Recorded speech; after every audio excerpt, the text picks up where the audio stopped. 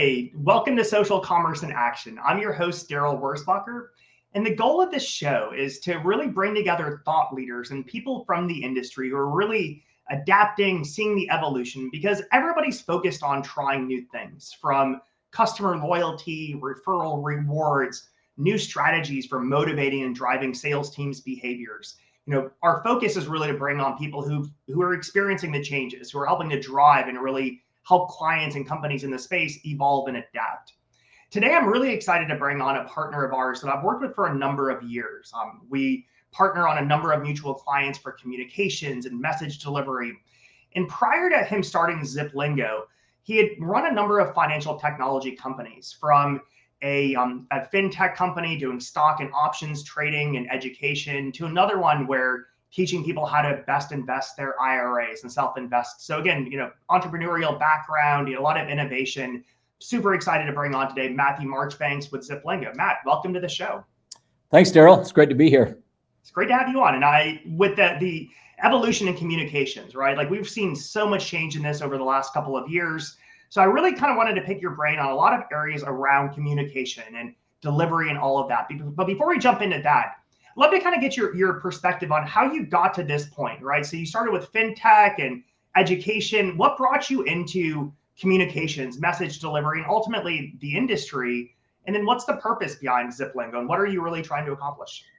Great questions. Yeah, let me start out. So I grew up in Utah, as I think you know, and anybody in Utah probably gets exposed to direct selling at a young age. My earliest memories was my mom having her Avon rep come over to the house and meet with her and ordering products. So I remember that as a young kid. Early in my career, I worked for New Skin, which was an incredible experience. I actually worked on the Japanese order lines, taking orders in Japanese. And then I know I've actively participated as a distributor in a number, I think probably 3 or 4 over the years, direct selling companies. So I was exposed to it at an early age. I mean, everything in Utah that surrounds us is the industry. There's a lot of companies here. And so the ZipLingo company, how that kind of all came about, as you mentioned, I've been in the stock market for over 20 years. And, the market has its ups and downs. In one of those down years, I was trying to think about some other ideas and some needs that I saw that were out there where we could start another business. And it was at that point that I really felt communication was starting to change, right? This was mid 2000s or probably early 2000s. Email was really hot. SMS, text messaging started to pop up and become a big deal. And so as I was kind of thinking through a company that I'd like to start, communication business sounded like a great idea to try and grab some of that new technology and leverage it for companies. The main reason focusing on direct sales is direct sales has the largest sales force in the world, right? This allowed us as a company to impact really a group of individuals globally that really needed this technology. Direct sales is all about relationships, and the way you build a relationship is through good communication. So, the vision of what we came up with and why we wanted to start this business was we wanted to empower these organizations to effectively communicate their vision so that they can enable these entrepreneurs, of which I'm one of, throughout the world to reach their financial potential. So really, we wanted to affect what other people were trying to do and help them build these businesses, especially in some of these third world countries where there is a lack of opportunity. I believe that direct selling offers just huge, tremendous opportunities for these individuals if they go out and get involved and take action. That's really cool. So when you think about when you got into this, then if you're talking early 2000s, that would have been email, like you said, SMS was just becoming a thing or becoming more commonly used. What's the evolution you've seen with that, with message delivery, the changes with that? What did you see with email and how has that evolved?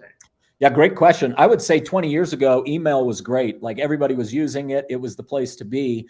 As you know, and as I know, that's gone. We've gone far from that. Unfortunately, direct selling organizations are a little bit slower to adopt new technologies. And so we're actually now starting to see, these companies actually adopt some of the technologies that have been around for, say, 10, 15 years. So that's been a challenge for us, is to try and help them evolve and use these new technologies that are much more effective. As you know, email delivery right now is, I mean, it's high, but the amount of people reading the email is very low. I would say 15 to 20% is probably in the ballpark, right?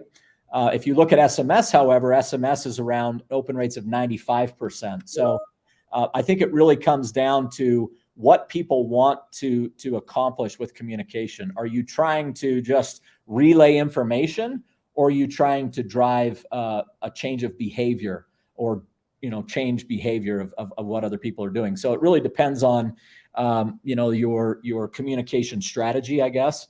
But definitely email's on its way out. SMS has been on its way in for a long time, but it's also starting to see challenges.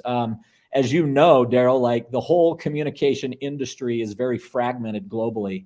I mean, let's look at what we have today. I'm trying to think of all the different ways you can communicate. You've got email, SMS, or text messaging. You also have MMS. You've got social media platforms out there now, instant messaging apps like WhatsApp, WeChat, Line, Telegram. You've got corporate mobile apps that people are also jumping in and out of. You've got video conferencing. I mean, the list goes on and on and on. So, the question is, what are you supposed to do? Which channel are you supposed to use and when? So unpack that. I mean, what is that? I mean, you mentioned like that depends on your goal. Like, how do you help companies decide that? Because like how would somebody decide what are the different reasons or goals or objectives you see companies trying to focus on, and then what communication channel should they use based on those goals? Yeah, I think what really works is to choose a messaging channel that aligns with your target audience preferences and their behaviors, right? You really need to message people where they are and where they are comfortable, where they want to communicate from, right?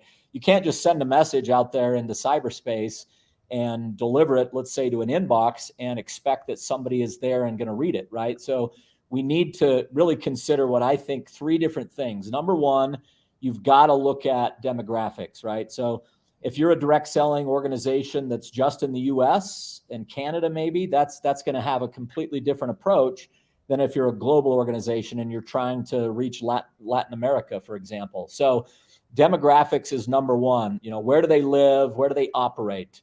I would say cultural context also comes into play there as well, right? So what's socially accepted? What is widely used where they are? What's everybody doing? And we know that varies dramatically based on what I mentioned a moment ago, with all the different channels and all the fragmentation that's happened in the communication space.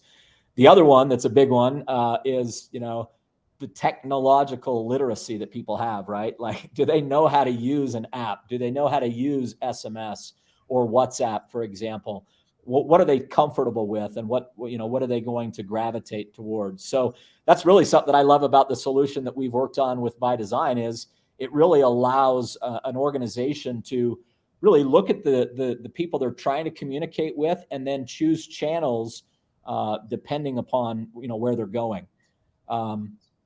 Hopefully that kind of explains or helps with that. I guess it totally makes sense. But unpacking it further in terms of like the objectives. So you mentioned like based on the goal as the channel as well. So like you have the attributes of like what makes sense to communicate anyway. But then does the objective change that, right? Like, are there nuances with like being able to send marketing messages through WhatsApp? Like, does the objective of the campaign drive your delivery method, or is it more really based on the demographics and the user and their preferences, and it doesn't really matter the objective of the campaign? How do you? Yeah, I think at the end of the day, there's two main reasons behind communicating, right? You're trying to either get somebody information to just look at. It could be simple information like an order, for example. If somebody places an order, you just need to give them information about their order. They're probably not sitting on the edge of their seat ready to read that message, but you need to nonetheless communicate it. But then you also have communication that's really trying to, in my opinion, drive a behavior. You want someone to take action. So it really depends on what you're trying to do with the message as to what kind of channels you should use. I'll give you a quick example. If you're in the US and you just want to, communicate basic information, I would say an email is going to be the best method for that. If it's an order, you throw the order email, goes out. They can go and check it. They know where it is. They know when if they need, have a question, they can go and grab it. But if it's something that you want them to have access to immediately, let's say you're putting on a live event that's online that starts in an hour. You've got to have something that's quick and timely. So an SMS would make a ton of sense in that particular example. So I think it really depends on, what is it that you're trying to accomplish? Is it somebody taking action right now, instantly, immediately? Or is it something that you're just going to serve up some information that they can refer to at a later time? So, and again, where are you globally, and what channel's best for that? Now, as companies think about those exact kind of two objectives of either something transactional information or taking action, how do you see companies formulating kind of campaigns and journeys around that? Like, is it something where, like we've heard from a lot of the guests on prior shows talking about the importance of customer communications, when they place the order, kind of the ongoing journeys there, and kind of like some of those communications. Like when companies are working with you to develop these strategies, what's the best practices in terms of how to approach that, how to lay this out? Do they need to lay everything out of the gate? Like how are companies from a practical sense laying out these strategies and then being able to define the different delivery types, right? Informational versus action. Like how do you see them coming up with that strategy? Yeah, I love that. Definitely the first thing you need to do, I think, before you jump in and start just throwing messages around, you need to come up and define your objectives, right? Communication it's more than just making someone aware of something, right? The objective, in my opinion, behind direct selling communication is really to drive action. So what's the action you want your field reps or your customers to take? So when you step back and you really define these objectives, then you're going to build campaigns that'll help kind of drive those behaviors, right? Many of these messages could be automated, right? They don't have to be, but many of them can be. Let me give you a couple examples of when you might think of using like a journey, for example. So when it comes to direct selling, I believe that there are certain things that you have to make sure happen in your business every month, right? New enrollments is going to be definitely one of those, right? You cannot afford to let a new enrollment go to waste. You need to have some type of an action-oriented, journey, welcome journey that's built out to lead that new enrollment down a path to success, right? The question we always ask companies is, what's your replication model for your new enrollments, for your new reps? What makes a distributor successful in your organization? What's the secret sauce, right? And I believe every company can define this if they go and meet with their top leaders. Find out what they're doing day in and day out, and find out, what those steps are. And then let's build not just a single message that says, welcome aboard. Let's build a journey that kind of ebbs and flows with the actions that new rep takes over the course of the next 30 to 60 days. So once you define that and you kind of have that written down, then you go in and you start to build out the campaign. And along the way, you use what we call journeys to trigger additional messages to take them down additional decision tree type paths. So for example, if I send out a message and someone doesn't take action on it, why would I send them the next message? There's no reason to do that. So being able to build it out in such a way that when the action is taken, the next message in the sequence or series of messages is then dripped out to them so that they can move on to that next step. If they don't take action, we better send them the same message again and ask them why they haven't taken action, right? So it's being able to kind of create more of a journey than just a simple static message that's read one time.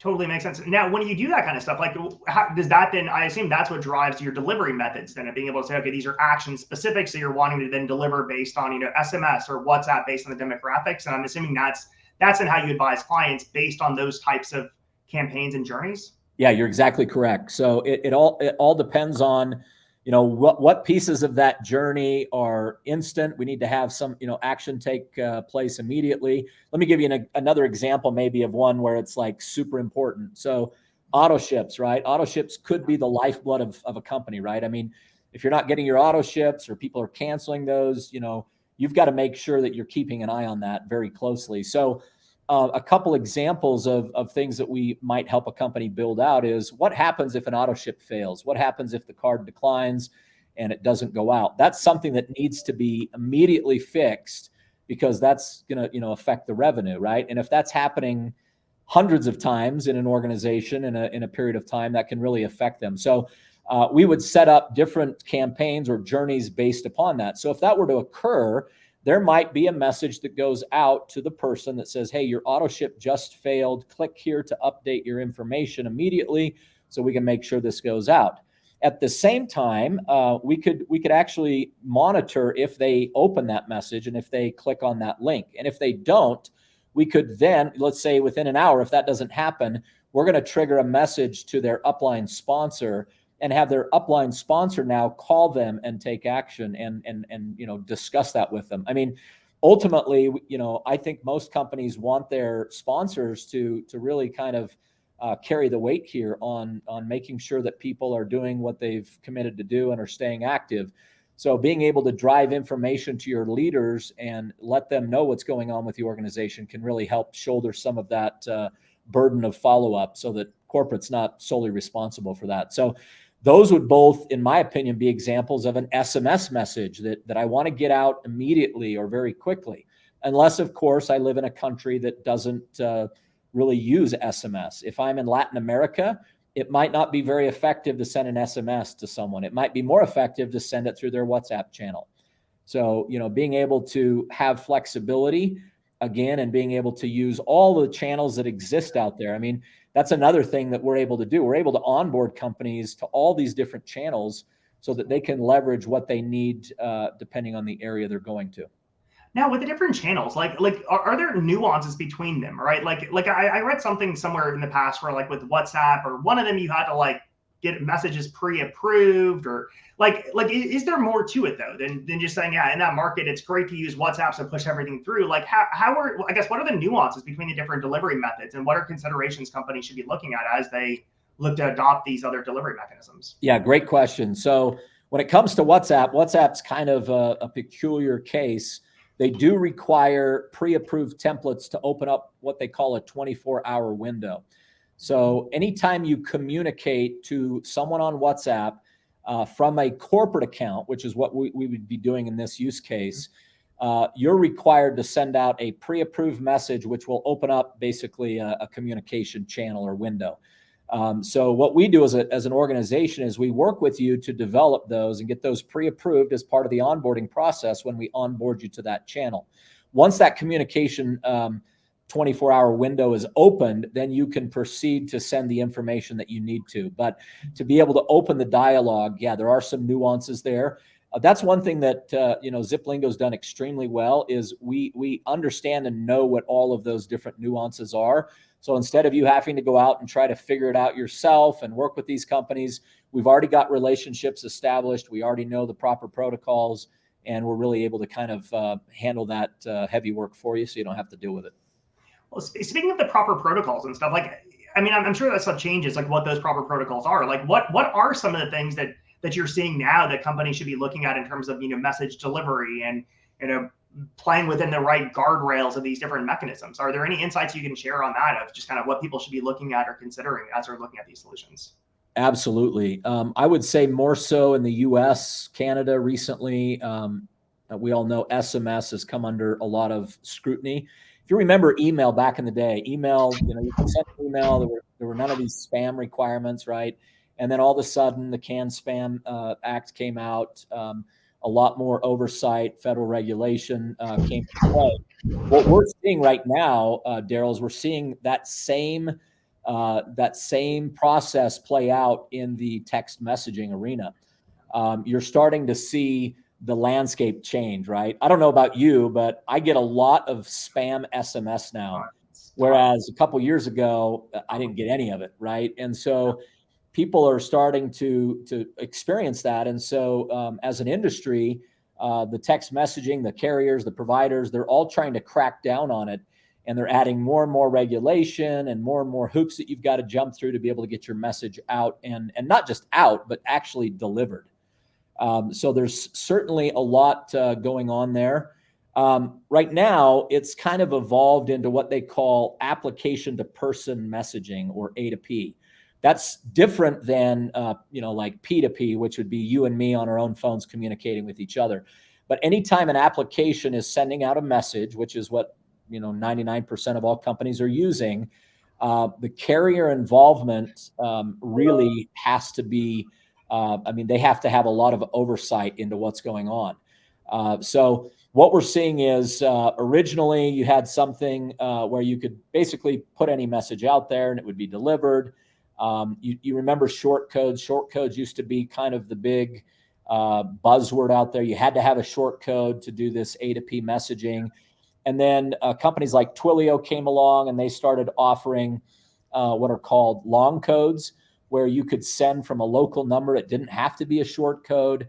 The next thing that came after that is something recent that's popped up called toll-free messaging, where you're using more of a toll-free number to be able to send messages. So, there's so much going on right now that it's really hard for any organization, if they don't have experience, to try and go and navigate that. What they'll find is, your emails delivery is still going to be about what it is, right? 15 to 20%. But SMS, you're going to probably send a lot of messages and not get a high delivery rate because you don't know how to navigate through that. So, one thing that we've we specialize in is we've got a team internally that goes through and jumps through all those hoops for you to make sure that you're getting the high, mid 90% delivery rates on these SMS messages. So, nowadays, we've even gone as far as having to register certain campaigns. So if someone really wants to get a message out, the best way to do it right now, outside of a short code, which typically can be very expensive, is using these toll-free campaigns. But you have to be approved for a toll-free number. So when you put certain information in, maybe you're saying I'm a direct selling organization, sometimes that can actually go against you and can hurt your toll-free score. And so you're forced to not be allowed to use toll-free and fall back to what they call 10DLC messaging. When you fall back to 10DLC, the campaign registry, or TCR, basically gets in the mix. And then they start acting as this centralized database where you have to go in and put in the types of campaigns you're going to send, have them registered, and then there's accountability to make sure you're following through on your end and you're not sending messages that go against those things that you've registered with. So again, this is all to prevent fraud or these spammy activities that everybody knows is happening. Unfortunately, even with all this oversight, we're still getting the spam messages, right? But one thing that I always tell people is, if you're going to try to jump into the SMS world, which definitely has the best for US and Canada, it's got the highest open rates, it's got the best response rates. If you're going to do that, make sure you're working with an expert that understands and knows how to navigate that minefield.